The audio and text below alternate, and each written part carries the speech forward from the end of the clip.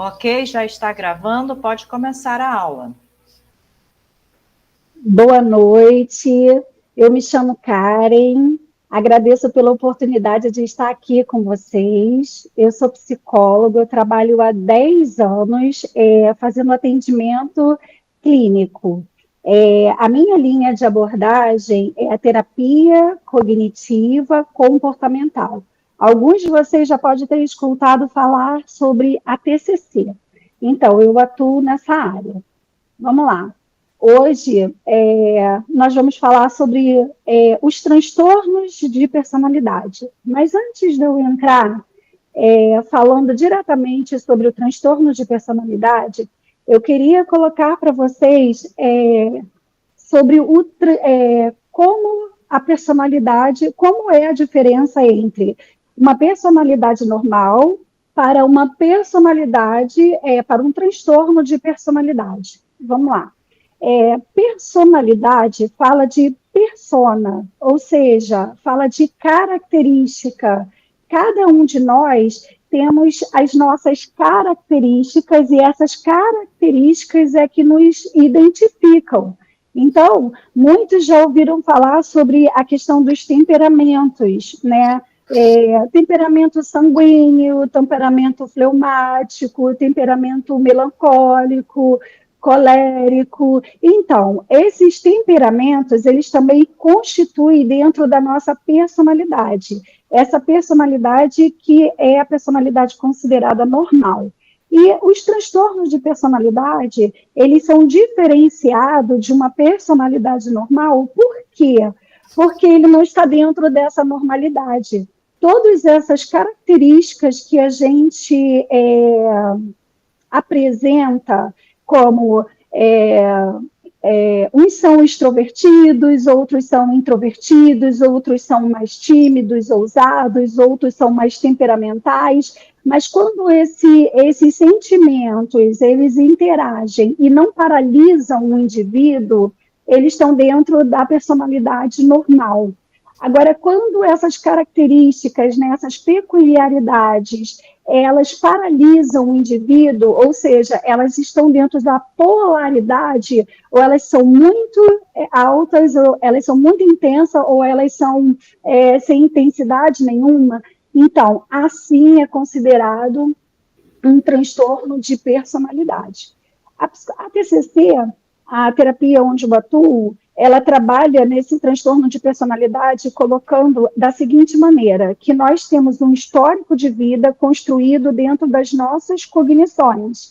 E aí, se essas cognições, elas trazem para a gente crenças funcionais, nós estamos bem. Agora, se elas trazem para a gente crenças, essas cognições, crenças disfuncionais, então a gente está dentro de um transtorno de personalidade. Karen, o que são crenças disfuncionais? São crenças que vão estar com percepções, com interpretações distorcidas de uma realidade, que está dentro dessa questão do transtorno da personalidade que eu coloquei para vocês. Ou vai estar intensa demais, ou elas vão estar com déficit aí. Então, eu só quis colocar para vocês a diferença de uma personalidade normal, que é aquelas características que nós temos, que são peculiares a nós, que todo indivíduo tem, mas é aquelas características que não nos paralisam, que não nos impede de estar interagindo dentro de uma sociedade, de estar vivendo dentro de um contexto. E já nos transtornos de personalidade, essas características, elas fazem isso. Por isso que existem três constâncias predominantes dentro dos transtornos da personalidade. Da onde se origina esse transtorno de personalidade? O transtorno de personalidade, ele se origina de três maneiras, de seguinte maneira. Primeiro, ele pode ser de uma origem genética, né? Se a mãe é ansiosa, se o pai é depressivo, se um tio ou uma avó lá atrás teve um transtorno tal, essa pessoa pode desenvolver aqui e agora. O contexto, ou seja, esse modelo contextual onde essa criança nasceu, esse indivíduo cresceu, esse indivíduo pode também estar influenciando. E um evento traumático também pode estar acarretando para um transtorno de personalidade. Então, da onde nasce esse transtorno de personalidade? É justamente desse histórico do indivíduo. Ou seja, esse indivíduo ele vai ter uma interação ruim não só com uma sociedade, não só com o mundo, não só com o contexto, mas esse indivíduo ele vai ter um relacionamento ruim consigo mesmo. Por quê? Porque a visão que ele tem dele, a visão que ele tem do outro e a visão que ele tem do mundo vai estar totalmente distorcida e disfuncional. Ok? Eu quis colocar para vocês para ter mais uma ideia, assim, mais ou menos, para a gente não entrar já no transtorno da personalidade, mas para você entender como é que o transtorno de personalidade acontece. A personalidade todos nós temos, entendeu? Normal e a disfuncional, quando ocorre, está dentro desses contextos que eu coloquei para vocês. Vamos lá? O Manual de Estatística de Diagnóstico dos Estados Unidos, eles separam esses transtornos de personalidade em 3 grupos. Grupo A, Grupo B e Grupo C. O Grupo A, que é o primeiro grupo, ele vai ser aquele transtorno que diz respeito às condições que fazem o indivíduo parecer excêntrico, estranho, esquisito, sabe? E aí, dentro desse contexto, vem o paranoide, o esquizoide e o esquizotípico. O grupo B é o segundo grupo, que constitui os transtornos de instabilidade emocional. O que é isso, Karen? É onde está aquele grupo de transtorno totalmente desregulado emocionalmente. Ele é instável demais. As pessoas que sofrem com esse transtorno, dentro desse grupo, existe uma instabilidade nessa pessoa, totalmente desproporcional. E aí, dentro desse grupo, está o borderline, o antissocial, o narcisista e o histriônico. E o terceiro grupo é o grupo formado pelos ansiosos e apreensivos, ou seja, são aqueles que estão em constante tensão, preocupação o tempo inteiro. É aqueles fóbicos que tem medo de tudo, tem medo de todas as coisas, foge da realidade, do enfrentamento. E dentro desse grupo C está os obsessivos compulsivos, o evitativo e o dependente. Ok? Se eu estiver rindo rápido, me fala, por favor, para eu desacelerar. Tudo bem. Então, vamos lá. Agora vamos falar um pouquinho do transtorno de personalidade paranoide. Que transtorno é esse? Ele é caracterizado por um comportamento desconfiado ou paranoico, ou seja, como é que a pessoa que tem esse transtorno, ela se comporta? Ela até tem um convívio dentro da sociedade, ela até está dentro do meio, ela até está dentro do nosso contexto, mas ela vai ser aquela pessoa que vai estar sempre desconfiada, achando que estão falando dela. Ai, ó, viu? Fulano está cochichando ali, está falando de mim. Ela está sempre preocupada com a visão de que o outro é ruim para ela.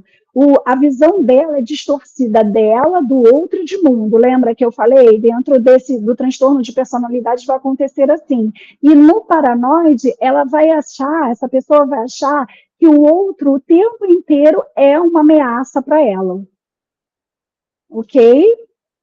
Agora vamos para o transtorno de esquizoide. Então, o transtorno de esquizoide, o indivíduo com a personalidade de esquizoide possui uma gama limitada de emoções, a qual causa o seu distanciamento das relações interpessoais.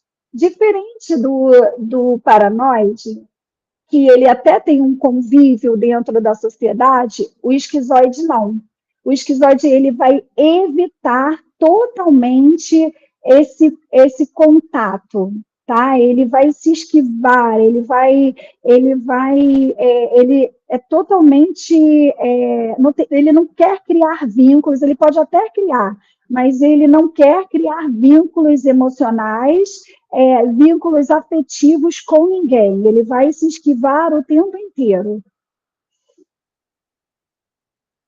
O transtorno de personalidade esquizotípico, né? Esse transtorno de personalidade faz com que as pessoas se distanciem da realidade. Então, dentro desse transtorno, vão estar aquelas pessoas que vivem de maneira fantasiosa, né? Colocaram aqui, de ideações. Ela vai viver no mundo dela. É aquelas pessoas que são místicas, sabe? Esotéricas, que vivem, que criam um cenário e ela acredita nesse cenário e ela vai transmitir esse cenário para as outras pessoas.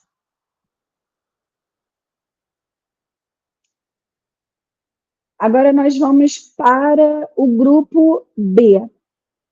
No grupo B está relacionados transtornos que falam da instabilidade emocional desse indivíduo, né? Onde não existe uma regulação emocional. O que é isso, Karen? Esses indivíduos, eles estão desregulados emocionalmente o tempo inteiro. E aí o borderline, essa condição é caracterizada por uma hipersensibilidade emocional que afeta negativamente os relacionamentos interpessoais e a autoimagem dessa pessoa, da pessoa com borderline. Ou seja, esse transtorno, o indivíduo que é borderline, ele vive dentro de uma polaridade, ou seja, ele vive dentro dos extremos, né? Ele está no 8 ou ele está no 80. Ele não segue um fluxo de uma linha contínua, ele não consegue sustentar uma emoção, entendeu? Ele é aquele indivíduo que ele ama na mesma intensidade que ele odeia. Então, essa desregulação ela é altamente prejudicial, não só para as pessoas que estão à volta, né, porque não consegue entender, não consegue lidar com essa mudança, né, porque ele tem muito medo e aí então ele age de maneira muito intensa, como esse transtorno, os indivíduos eles causam, né, na maior parte das vezes, mais mal para si mesmo. E aí é bem preocupante.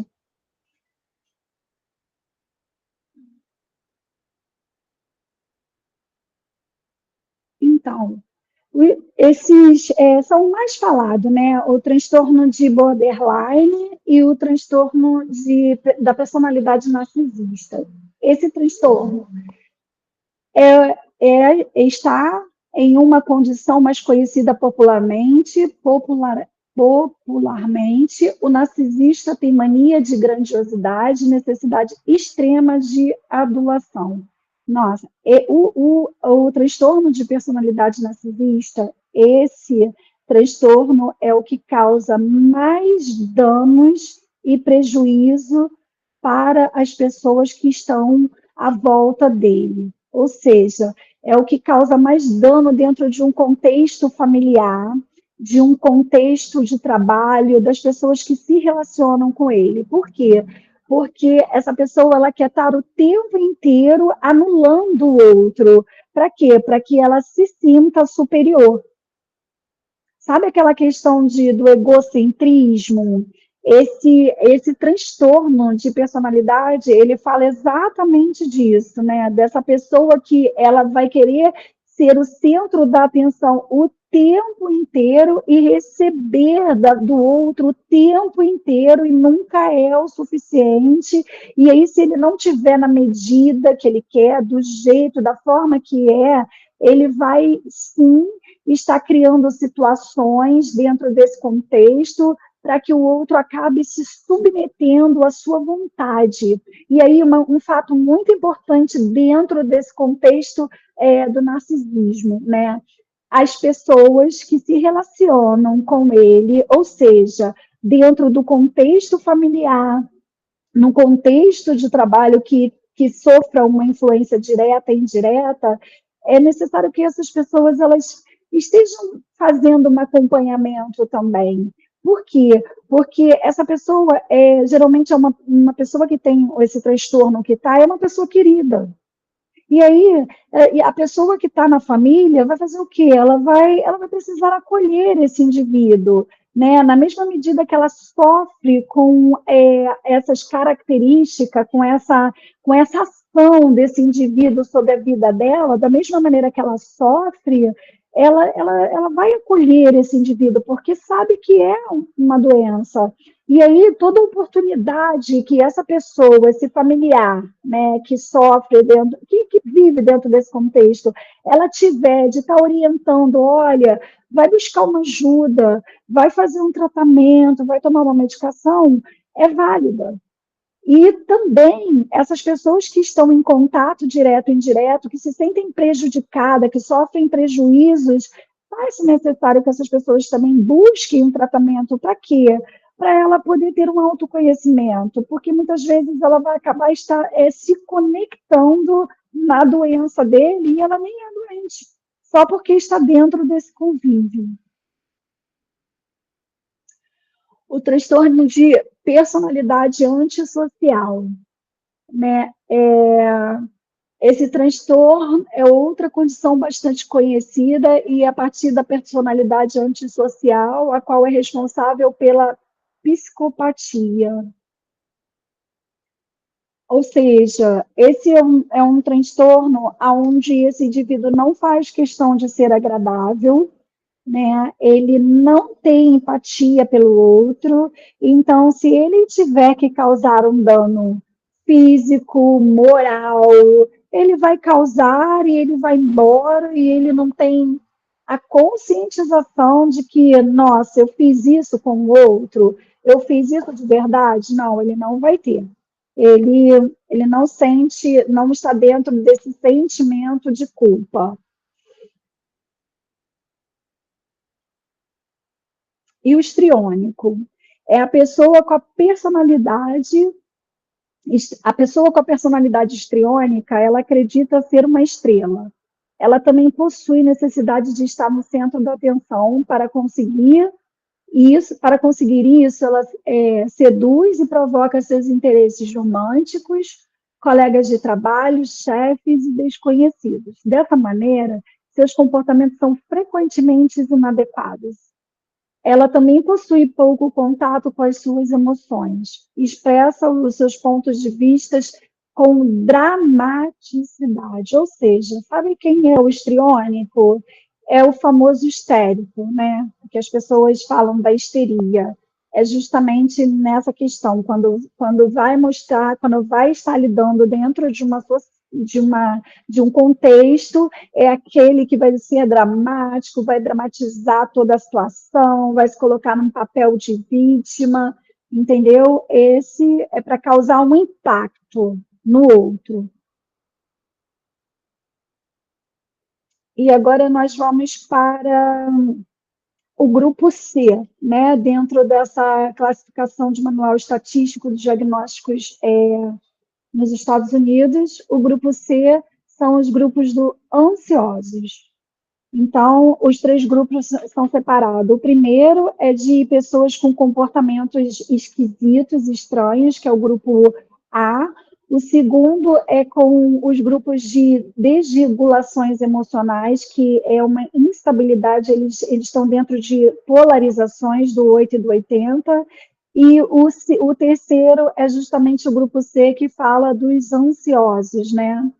E aí, como o próprio nome diz, essa condição é constituída por uma postura de esquivas em contextos sociais. Ou seja, quem é essa pessoa com a personalidade de esquiva? É aquela que vai estar sempre evitando se expor, evitando enfrentar situações, enfrentar aquilo que vai causar dor, porque ela acha que ela não vai suportar, ela quer economizar energia, então ela fica ali naquela acomodação, porque ela ali ela não vai estar exposta, ela não vai ter necessidade de passar por um enfrentamento. Então, ela evita interagir com as pessoas, porque as pessoas vão trazer trabalhos para ela. Ela vai precisar fazer leitura dessas pessoas, e talvez a leitura que essas pessoas façam dela não seja legais, e ela não está preparada para lidar e enfrentar essa situação, essa exposição, aquilo que o outro pensa dela, o que o outro acha dela. Então, o que ela vai fazer? Ela vai ser aquela pessoa que vai viver se esquivando de coisas, aquelas pessoas que começam e não terminam trabalho, aquelas pessoas que começam um curso e não terminam, ou seja, ela não se preparou emocionalmente, ela não tem essa bagagem para enfrentar os desafios. O transtorno de personalidade, vamos lá, o dependente. Então, diferente da condição anterior, né, que é o de evitação, essa consiste na necessidade exagerada de ter vínculos afetivos e cuidado, ou seja, esse dependente emocional, ele vai ser aquele famoso que vai querer sugar tudo. Sabe aquele famoso sanguessuga que para perto de você e vai querer sugar tudo? Ele suga a sua energia, ele suga a sua força, ele vai chegar perto de você dizendo, eu quero ajuda. Não, mas na realidade ele não quer ajuda. Ele quer tudo aquilo que você pode dar para ele. Ele quer a tua força, ele quer a tua alegria, ele quer as suas vivências, porque ele não acredita que ele pode constituir isso, que ele pode criar isso, que ele pode viver isso. Então, ele vive das migalhas, ele vive daquilo que o outro pode oferecer para ele. E o transtorno de personalidade obsessivo, compulsivo, ele fala, lá no começo eu falei para vocês que a personalidade natural e a personalidade patológica, em alguns momentos, essas características nossas se parecem, né? Por que se parecem? Por exemplo, eu vou colocar um exemplo exatamente aqui agora nessa questão do transtorno obsessivo-compulsivo. Vamos lá. Quem nunca passou dentro de uma sala e viu um quadro torto? Aí, né, a gente olha para aquele quadro e fala assim, nossa, eu queria consertar aquele quadro. Na minha mente, eu passo, vou embora, e na minha mente eu consertei aquele quadro e está tudo bem. Entendeu? Não me causou dano nenhum eu ir embora e só na minha mente eu ter consertado ele. Mas aquela pessoa que tem o transtorno obsessivo compulsivo, nossa, isso para ele é insuportável, ele intolerante, ele não vai conseguir fazer com que o dia dele funcione só porque ele passou naquela sala, viu aquele quadro e ele não consertou. O dia dele vai girar, ruminar, porque ele vai criar várias situações e circunstâncias em cima daquele ato. Entendeu? Porque ele precisava ter ido lá, ele precisava ter consertado aquilo lá. Então, o que é esse transtorno obsessivo-compulsivo? Ele cria regras que só ele conhece. Só ele. E ele acredita fielmente nisso. Então, por isso que lá na frente, eu coloquei que a personalidade são características do indivíduo, características que se assemelham e se distanciam, né? As características que não te paralisam, que são boas, que você é um pouco tímido, mas você consegue lidar bem com você mesmo, né? Com essa timidez, você consegue desenvolver uma interação social e você consegue viver com o mundo de maneira legal. Ou seja, essa é uma personalidade sua que está tranquilo, né? Agora, quando essa timidez, ela te paralisa, que nem o esquivo, né? Te paralisa, então ela já parte para um transtorno, né? A palavra já diz, gente, transtorno, né? É aquilo que causa um mal-estar, é aquilo que causa um dano, é aquilo que traz prejuízo para a vida de um indivíduo. E aí, por isso que é o transtorno de personalidade. É aquilo que adoece mentalmente um ser humano. E de onde vem isso? Da história de vida dele, do contexto de vida dele, da genética, do modelo, de eventos traumáticos. E aí, terminamos os transtornos. Esses são, né, os mais trabalhados. E o tratamento para os transtornos de personalidade. Bom, cada abordagem, gente, vai trabalhar esses transtornos de maneira diferente. Na minha abordagem, na abordagem que eu atuo na TCC, então, como é que a gente trabalha os transtornos em si? Nós vamos justamente dentro dessas crenças, desses esquemas disfuncionais que esse indivíduo, ao longo da vida dele, com todas essas experiências e vivências de vida, ele criou, e nós vamos trabalhar desmistificando essas crenças, né? Essas crenças que trazem esses prejuízos, essas crenças que trazem esses danos, essas crenças que fazem com que eles sofram demais. Então, a condição da terapia, não só da TCC como de outra, é uma condição de trazer qualidade para esse indivíduo, fazer com que esse indivíduo ele consiga aprender a viver com esse transtorno, mas que ele vai ter autonomia sobre ele. Ele não vai ser mais uma reprodução daquilo que ele aprendeu, né, do histórico de vidas, de contexto de vidas. Ele vai criar a própria autenticidade da vida dele e vai aprender a lidar, criando estratégias, criando instrumentos, entendeu? Para poder lidar com essa condição do transtorno. Então, a terapia cognitiva comportamental vem justamente trabalhando para desmistificar essas cognições. E, Karen, o que é cognição? É justamente todo o aprendizado que o indivíduo tem, como interpretação, imaginação, memória, raciocínio, linguagem. Isso são as cognições do indivíduo. E se essas cognições estão disfuncionais, todo o restante estará disfuncional. Então, a gente vai trabalhar dentro dessas cognições, como ajudando esse indivíduo a ter outras maneiras de interpretar a vida, de visualizar, de perceber a vida, vai ajudando esse indivíduo a criar flexibilidade, sair de um esquema de rigidez da vida dele, porque a pessoa que está dentro de um transtorno de personalidade, ela está dentro de rigidez, esquemas rígidos. E aí a terapia ela vem justamente para fazer essa desconstrução. E, gente, isso não é um trabalho que começa hoje e acaba daqui a um mês, tá? Nós temos casos de tirar pessoas de crises, a terapia cognitiva justamente é conhecida por causa disso, porque a gente acaba atuando em breve quando a pessoa está com uma crise de ansiedade, mas em outros casos essa pessoa vai precisar de um tratamento justamente porque não se desconstrói ou se desmistifica ou troca uma mentalidade antiga por uma nova melhorada, assim, né? Isso é um trabalho que precisa ser sustentado e contido por esse indivíduo, tá?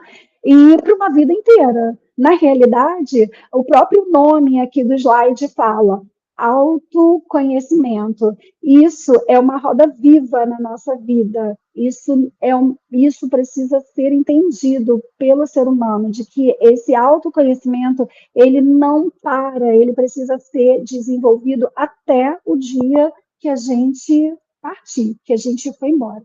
E aí, gente, vem a parte mais interessante do nosso momento agora. Vem uma pergunta assim: como diferenciar um transtorno de personalidade de um problema espiritual?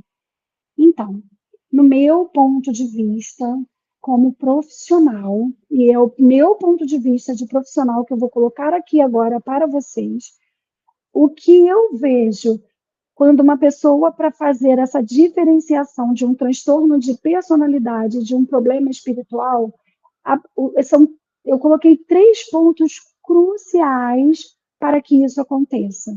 E é o meu ponto de vista profissional, tá, gente? O primeiro deles é o autoconhecimento. Eu não posso trabalhar a vida de pessoas, ou seja, dentro de liderança, dentro de missões, se eu não tiver esse autoconhecimento, porque eu primeiro preciso alcançar a minha vida, eu preciso me conhecer, eu preciso desenvolver esse autoconhecimento, eu preciso saber que eu não sou uma reprodução daquilo que me ensinaram, mas que em algum momento da minha vida eu tive a conscientização de que se eu sou um indivíduo e eu posso mudar as minhas construções e as minhas ideias a partir daquilo que eu acredito, não daquilo que me ensinaram. Então, vocês podem dizer assim, nossa, cara, mas não tem nada a ver? Não, para mim tem. A primeira coisa que a pessoa precisa para lidar com vidas, para trabalhar fazendo diferença de uma coisa e de outra, ela precisa se conhecer. Porque através desse conhecimento eu posso alcançar a vida de outras pessoas e conhecer a necessidade da vida de outras pessoas. Sem isso eu não consigo. Outro ponto, a gente precisa ser um ser, né, espiritual. Ser um homem, uma mulher espiritual. A Bíblia, né, faz uma classificação, diferencia o homem natural, o homem espiritual, a mulher espiritual e a mulher carnal. Nós não podemos estar dentro desses extremos aí, natural e nem carnal. Nós precisamos estar dentro do homem espiritual, porque para as coisas espirituais precisa-se de quê? Discernimentos espirituais. E para as coisas de emocionais, precisa de quê? Primeiro, de um autoconhecimento para poder lidar com as emoções e com as questões e condições emocionais do outro. E a terceira, né? E a terceira, você precisa ser livre das suas crenças disfuncionais. O que é isso, Karen? Lá na frente eu coloquei essa questão. Todo indivíduo, ele precisa de crenças, ele precisa de esquemas para ele construir essa rede dele e ele evoluir. E essas construções a gente vai adquirir lá com aqueles cuidadores, com aqueles pais, com aquelas pessoas que estão com a gente. Então, por que muitas pessoas adquiriram uma condição de um transtorno? Por quê? Porque a gente aprende com aqueles que nos ensinaram. E aí, o que acontece? Em um certo momento da nossa vida, a gente precisa fazer essa troca, quando a gente passa da nossa transição de criança para adolescente, de adolescente para adulto. Mas muitas vezes isso não acontece. E aí a gente está sempre reproduzindo aquelas crenças que a gente aprendeu disfuncional e a gente nem sabe disso. E aí, então, a gente precisa realmente ser livre dessas crenças disfuncionais. E por que a gente precisa ser livre? Porque através dessa liberdade é que a gente vai nos aliviar. Somente quando você conhece as suas dores psíquicas, ou seja, essas crenças disfuncionais, é que você estará preparado para ajudar e conhecer as necessidades do outro. E, gente, isso é uma coisa assim muito, muito bacana, porque eu tenho um exemplo disso muito bom. Um exemplo disso é o nosso próprio Jesus. Ele passou pelo último estágio da sua trajetória humana, falando justamente dessa dor psíquica. Como, Karen? Na cruz. Na cruz. Ele venceu ali, foi o último estágio, foi justamente a questão psíquica, a dor psíquica. O nosso Jesus na cruz venceu, né, na humanidade dele, foi o último estágio da humanidade dele ali, porque depois todos sabem o que aconteceu. Ele falou através das ações, do que aconteceu com ele ali, da dor psíquica. Quando, Karen? Ali, quando o nível do nosso Jesus de ansiedade chegou no nível hard, no maior nível, o nosso Jesus somatizou no corpo dele, né, as dores essa dor psíquica através do quê? Gente, ele suou, né, sangue. ele suou sangue. Esse é pode ser o máximo, o nível máximo de uma dor psíquica. E ali, na cruz, é Deus terminando a trajetória dele humana na Terra, ele justamente mostrou para a gente que ele venceu isso. Ele venceu essa dor psíquica. Existe, está lá, ele sentiu. Hoje, esse fato, né, esse evento, né, conhecido até como hematidrose, né, que é o nível máximo de estresse que um corpo humano, que uma pessoa pode passar. E ali, naquele momento, Jesus mostrou essa dor psíquica para a gente, e aí, nem essa dor, ele quis dizer assim, nem essa dor me paralisou, nem esse sofrimento psíquico, Karen, quem quer que seja, me paralisou, porque o meu propósito era maior do que isso. Ele conhecia esse propósito e ele veio mostrar esse propósito e ele vivenciou isso lá como sendo o último ato para saber que nós também poderíamos aprender a lidar com isso. Nós também poderíamos vencer isso. Então, a crucificação, né, o momento da cruz, ele teve um impacto grande nessa transição, né, de Jesus ali, tão grande, gente, que esse impacto reverberou para os discípulos. Por quê, Karen? Vamos lá. Os discípulos foram chamados por Jesus, caminharam com ele na trajetória, na humanidade de Jesus, ali todos os dias, mas os discípulos, eles estavam libertos. Eles estavam libertos. Eles estavam ali com Cristo, trabalhando, fazendo a obra, mas eles não eram livres. Eles não eram livres de quê, Karen? Das crenças disfuncionais deles, das crenças, dos transtornos de personalidade deles. Fato é que vários deles mostraram ali características disfuncionais. Pedro mostrou, João mostrou, Judas mostrou isso, né? E com a própria vida ele pagou. Ou seja, eles não eram livres dessas crenças disfuncionais, eles tinham ainda aspectos de mazelas, né, dentro dessa persona de cada um deles, mas naquele ato ali na cruz, né, naquele ato de sofrimento, naquilo tudo que eles vivenciaram, naquela experiência, eles foram curados. Ou melhor, eles deixaram de sentir a dor psíquica deles, eles transcendeu essa dor psíquica para quê? Para o propósito deles. Ali eles também viram Jesus vencer e eles também se permitiram vencer. E a vida deles, né, mostraram isso. Os discípulos antes da crucificação e os discípulos depois da crucificação. O que foi isso, gente? Ali foi justamente um processo de amadurecimento emocional. Eles só conseguiram ter a eficácia do trabalho dele, claro que eles estavam com Cristo, mas a eficácia do trabalho dele, junto com as pessoas, promovendo cura, promovendo libertação, promovendo... Por quê? Porque eles estavam amadurecidos emocionalmente depois de toda a vivência e experiência da cruz. O impacto foi tão grande que eles só precisaram de algumas orientações depois de Jesus. Quando Jesus ressuscitou, eles chegaram lá, ele chegou lá, falou, ó, é isso, pronto. Ele foi embora e deixou. E eles trabalharam livremente para isso, eles estavam livres. Eles tinham mazela, cara, eles poderiam ter algumas, mas essas mazelas já não mais tinham um significado que tinham antes. Ou seja, eles aprenderam a lidar com as dores psíquicas dele porque eles tinham um propósito que transcendiam eles. Entende? Então, vocês podem dizer assim para mim, Karen, mas, nossa, o que tem isso a ver com a pergunta lá de trás, né? Sobre qual a diferenciação de um transtorno. Você sabe diferenciar um transtorno psíquico de um problema espiritual? Tem.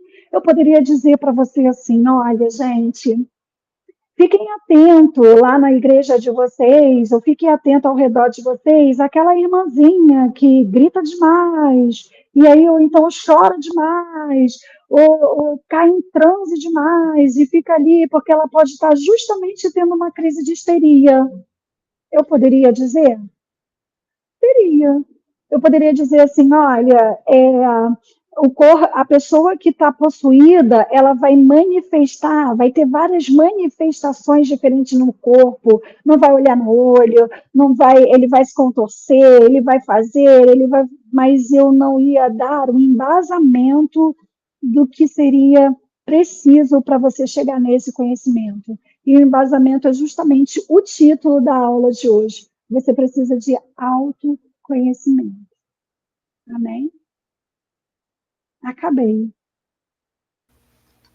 Amém. Que ótimo. Então, eu vou parar agora a gravação e aí depois nós passamos para as perguntas, ok? Ok.